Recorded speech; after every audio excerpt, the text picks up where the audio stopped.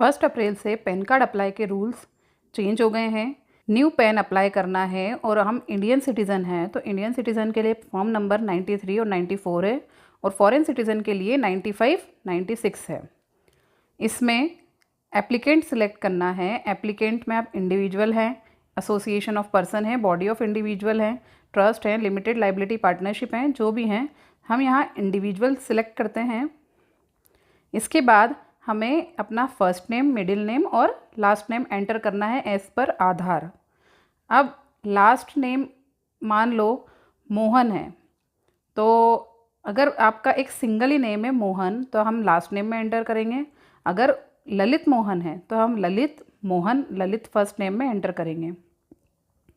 यहाँ से date of birth select करेंगे, ईमेल आईडी एंटर करेंगे, मोबाइल नंबर एंटर करेंगे, फिर यहाँ पे एक टिक लगाकर कैप्चा डाल के और सबमिट बटन पे क्लिक कर देंगे। तो यहाँ से एक टोकन नंबर जनरेट होगा। आप चाहें तो फ्यूचर के लिए इसे अलग से कॉपी करके भी रख सकते हैं और ये ईमेल आईडी पर आ जाएगा। अब इसके बाद हम कंटिन्यू पर क्लिक करेंगे। कंटिन्यू पर क्लिक करके हमें जो एप्लीकेशन पर हमें जो डिटेल्स चाहिए वो हमें किसके अकॉर्डिंग चाहिए हम उसे सिलेक्ट करेंगे। हमें आधार बेस्ड चाहिए तो एज इट इज़ जो आधार पे डिटेल है वो आ जाएगी, लेकिन हम चाहते हैं कि हमारा जो फ़ोटो है, साइन है, वो चेंज हो। हम एज इट इज़ जो आधार में है वैसे नहीं चाहते तो हम उसे स्कैन करके अपलोड कर सकते हैं और ई साइन को भी हम अपलोड कर। ये अपलोड करने के बाद हमें ऑप्शन यहाँ मिलता है कि हम फिज़िकल कॉपी में अपना पेन चाहते हैं या सॉफ्ट कॉपी में। अगर हम फिज़िकल कॉपी में चाहते हैं तो इसमें थोड़ा सा रेट में वेरिएंस आएगा। जैसे 107 हमारा फिज़िकल मोड के लिए लगेगा, जो चार्जेस है पैन कार्ड एप्लीकेशन के लिए, और फॉरेन के लिए जो है वो शो हो रहे थे। अगर हम सॉफ्ट कॉपी में मंगाते हैं तो 6672 अमाउंट हमें लगेगा। अब यहाँ पे जो आधार नंबर है आगे मास हो रखे हैं और पीछे के हमें 4 डिजिट एंटर करना है।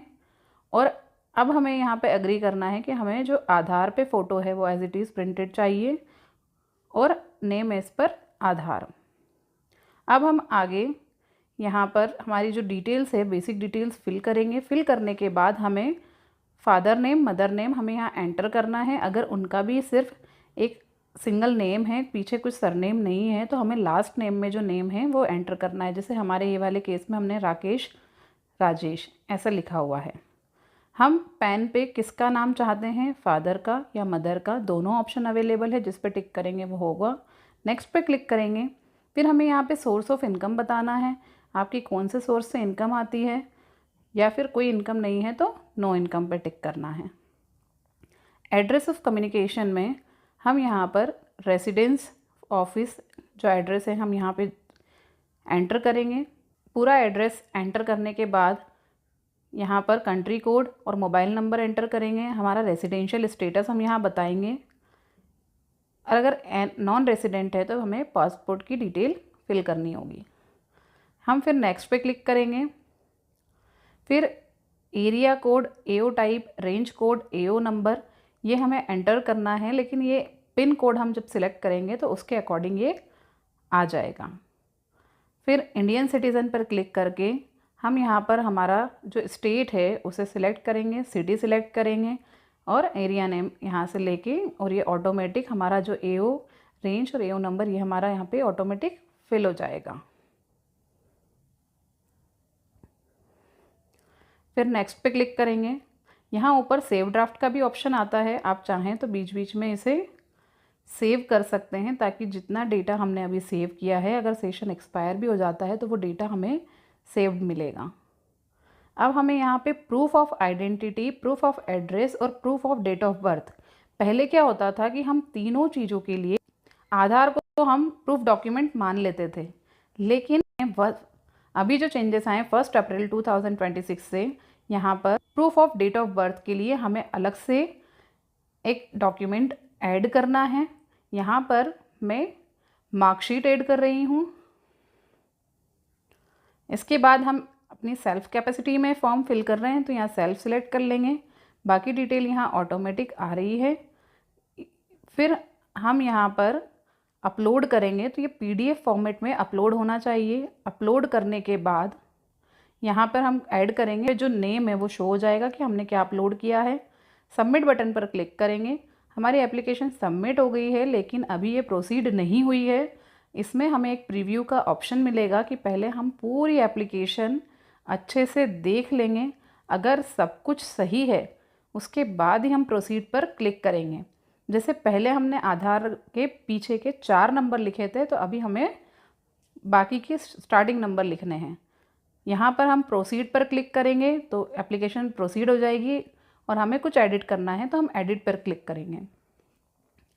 हमारी एप्लीकेशन प्रोसीड हो गई है। अब हमें पेमेंट करना है। हमारे केस में जो पेमेंट है वो 107 रुपीज़ का है। यहाँ पर प्रोसीड टू पेमेंट पर क्लिक करेंगे और पे कंफर्म करके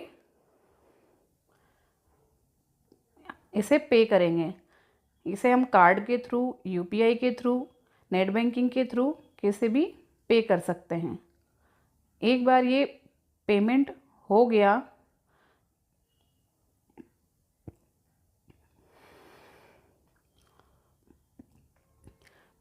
पेमेंट के टाइम पर पेमेंट के बाद हमें आधार ऑथेंटिकेशन की भी रिक्वायरमेंट पड़ेगी। तो हम आधार ऑथेंटिकेट करेंगे और एक जो लिंक है वो हमारे मोबाइल नंबर पर आएगा। उस लिंक पर क्लिक करके एक OTP जनरेट होगा। कंटिन्यू विथ साइन पर क्लिक करेंगे और जो OTP हमें मिला है उस OTP को हम यहाँ क्लिक करके और सबमिट पर क्लिक कर देंगे। ये जो एक रिसीट है ये जनरेट हो जाएगी, और इससे हम हमारी पैन एप्लीकेशन को आगे ट्रैक कर सकते हैं। ये जो पूरी प्रोसेस थी ये पैन एप्लीकेशन की थी। मैं होप करती हूँ कि आपने ये एप्लीकेशन अच्छे से समझी है।